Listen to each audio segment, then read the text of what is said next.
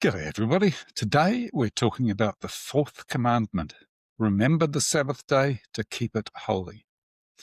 Most people hear that and think it's old religious language, something dusty, optional, personal.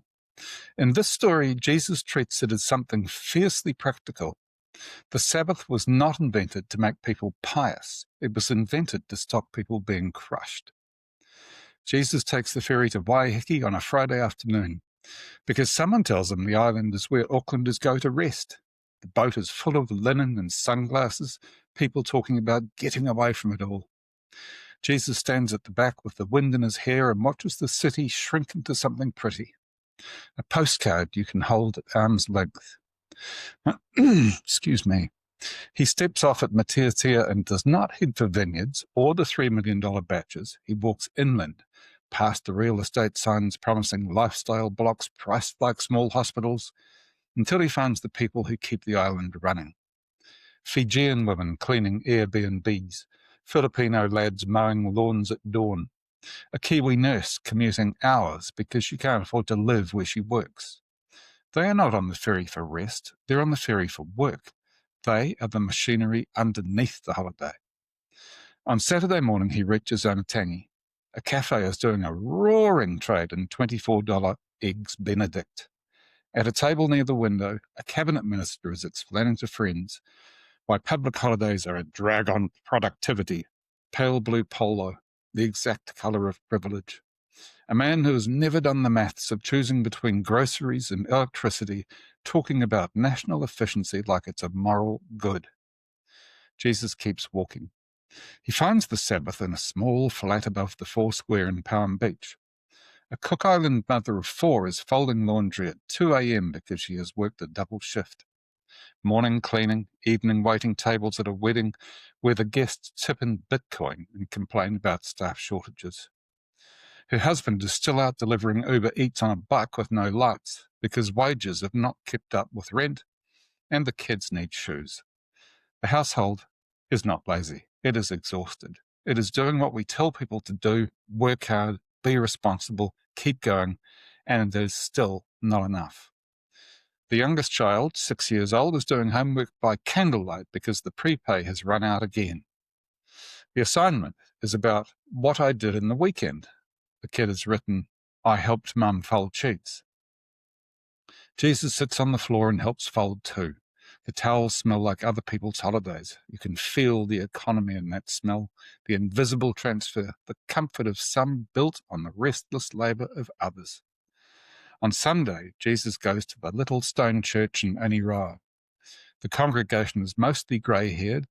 The minister preaches a careful sermon about balancing work and rest in a busy world. After the service, the same minister shakes hands with a property developer who is about to bulldoze the last affordable rentals on the island for executive residences.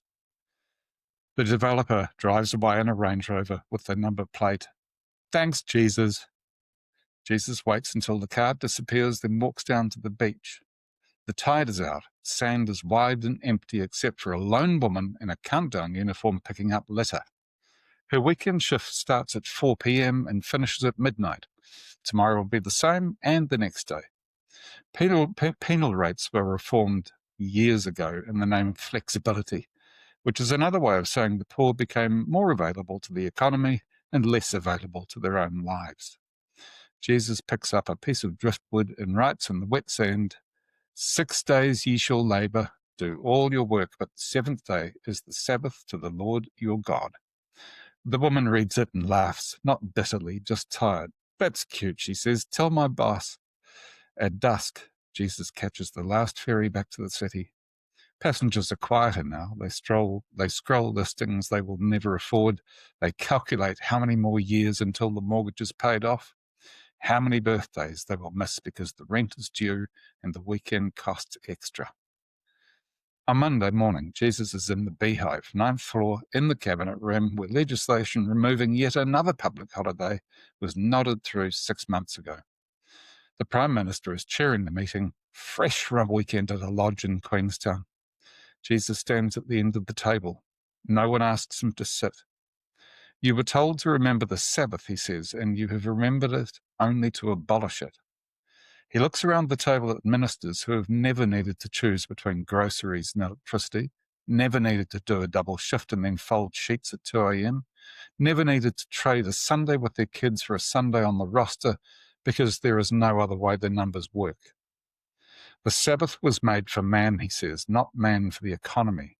I gave it so the slave could rest, so the stranger could rest, so even the ox could rest.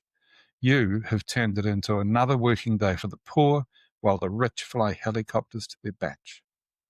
He places a small, smooth stone on the polished Remu table. It's the kind of stone a child might use to weigh down a homework page written by torchlight. 6 days you may grind them, Jesus says quietly, but the seventh belongs to me and to them. The Prime Minister clears his throat and offers the modern answer: choice, flexibility. Some people prefer to work Sundays and take Tuesdays off instead. Jesus looks at him the way a father looks at a child who has just explained that 2 + 2 = 5 if you really believe it. Tell me, he says, when did I say, come unto me all ye who are weary and heavy laden, and I will give you a 0-hour contract with no penal rates? Silence. Outside, the gulls wheel over the harbour like commas in a sentence no one wants to finish. The room is full of papers and agenda items and tidy language that makes human exhaustion sound like a manageable inconvenience. Jesus picks up the stone again. Remember the Sabbath day, he repeats almost tenderly, and keep it holy, not for my sake, for theirs. He leaves the room. The stone stays where it was, small, ordinary, impossible to move no matter how many agendas are stacked on top of it. Down in the basement car park, the Cook Island woman is starting her night shift at the hospital, folding someone else's sheets again. Somewhere, a child is learning that rest is a luxury you earn only after you've paid everyone else first. The stone on the cabinet table waits, patient as geology, waiting for someone to remember what it was for. And there, good people, is the Fourth Testament. And I hope to see you back here tomorrow for Fourth Commandment. And I hope to see you back here tomorrow for the Fifth Commandment. Have a lovely day. See ya.